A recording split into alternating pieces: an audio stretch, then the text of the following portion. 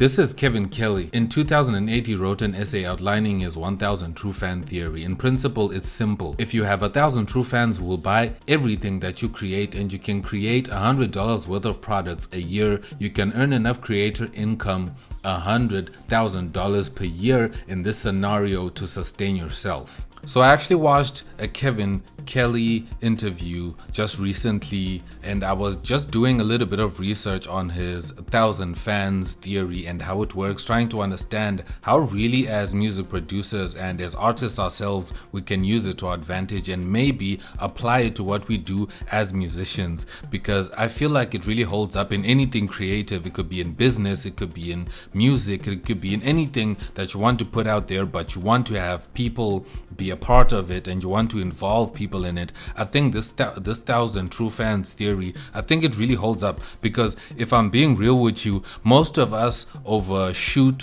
when we have these goals of, when we look at the people that we get inspiration from, like people that have made it already. Like you look at super like high level musicians, like, you know, your Beyoncé's, your Jay-Z's, you know, people that have millions of followers, that have millions of fans, and those kinds of people, and we get inspired by them. But sometimes it's nice to be inspired by them, but most of the time it's also okay to also manage your expectations and manage your goals, and also work on realistic goals, because you're not just going to go from 0 fans and then dive directly to like 1 million fans in the span of one night, because there is this myth that we are always like coming up with, that, you know, I can just wake up one morning and have 1 million fans, and I can just wake up this, you know, one day and then I have all this kind of people following me and all that. But most of the time it is a lie, and if anyone is out there is telling you that this can happen to you, it's probably cap, and you don't want to believe that person. Success comes from you building it brick by brick and taking step by step. Even in business, you know, you don't just think that, you know, you're just gonna wake up and then you're just gonna have a big business that's gonna blow up and then you're gonna start making millions immediately. You have to start by making maybe a couple of $100, and, you know, or even just $1. Start there and then you start to elevate up. So it's the same with us musicians. In being realistic as well, I also want to add that it's okay to have big dreams. You can dream about the big Benz, you know, the big mansion, the big house, and the millions and millions of dollars that you want to dream about. But it's also a good idea to start with realistic expectations and start small and then scale up from there, so that you work towards those big goals. Because if you work on your goals from the perspective of just going like a 0 to 100, like Drake said, I don't think it's a realistic expectation. You have to go one by one, step by step, as you build and as you keep going up and up and up until you get there. So I'm not saying don't dream big, but I'm saying that start somewhere, start by setting realistic expectations, and then work from there and keep going up and up. So it's okay to scale up in stages, but at the end of the day, you also want to evaluate your results and then scale up from there as you see fit, and then keep going like that. I think that's the most reasonable advice that I can give, and this is something that I don't see being spoken about a lot, especially when it comes to us musicians. We don't talk about, you know, start with 1 fan, be the best you can be to that 1 fan, and then start building from that 1 fan, and then get another, and then get another fan, and then keep adding fans, keep adding fans. Through time, you'll notice that you'll end up with a lot more fans that you can ever imagine, and they start to you know, to really grow. For me personally, I've seen growth like that here on this YouTube channel. I started with just 1 subscriber, and I'm sure all content creators started with 1 subscriber, and they started building up until they've had millions and hundreds of millions of subscribers, like some creators that you probably might even watch yourself. So this theory does work. You have to start somewhere, but I really like the points that he brings up in his 1000 true fans theory, that sometimes to make a living,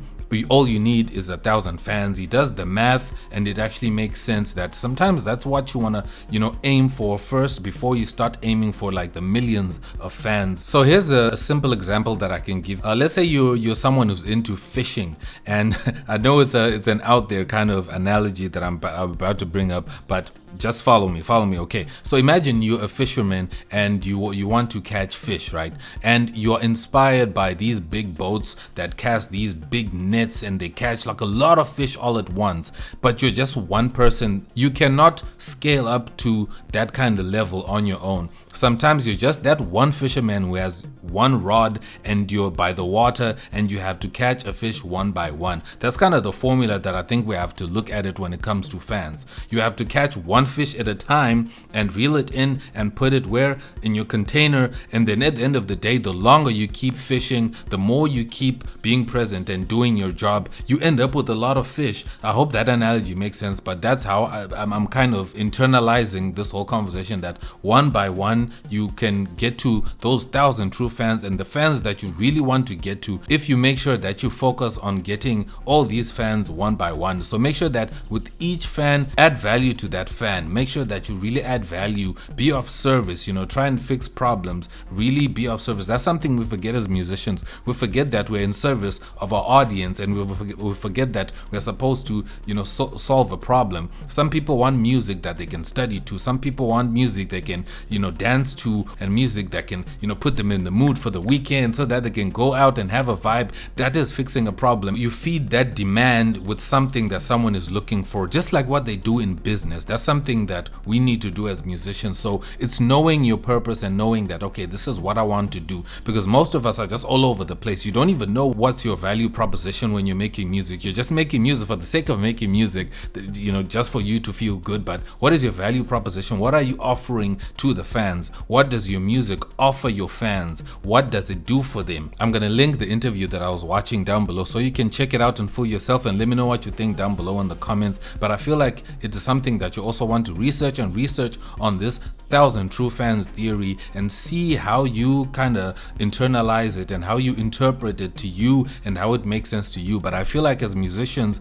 this is a theory that we can use and we can set for ourselves and use in order to motivate us to to just apply and see how it can work. Because if you look at all these hyper famous people, they're famous, congrats to them, but sometimes for people like us at the bottom, we have to set realistic expectations. You do not just wake up and get 1 million fans. You have to start somewhere. You have to go one by one. That's what I'm taking from this whole theory. So let me know what you think down below. If you like these kinds of conversations, let me know by dropping a like on this video. If you want us to have more conversations like this, I can definitely come back and we keep having conversations like this, because I feel like in the producer community, these are conversations that we are not having. All we're talking about is samples and the next plugin and all of this, but all that doesn't matter if we are not moving forward and getting fans and people that support us and people that can actually be fans of our art and the things that we do. So these are conversations that I feel like we really need to have. Anyways, thank you so much for watching. I appreciate you for watching this video. If you've made it this far, I really wanted to share this because it's something that I've also been looking at, and I'm hopeful that it can actually help you too. I can't wait to hear what you guys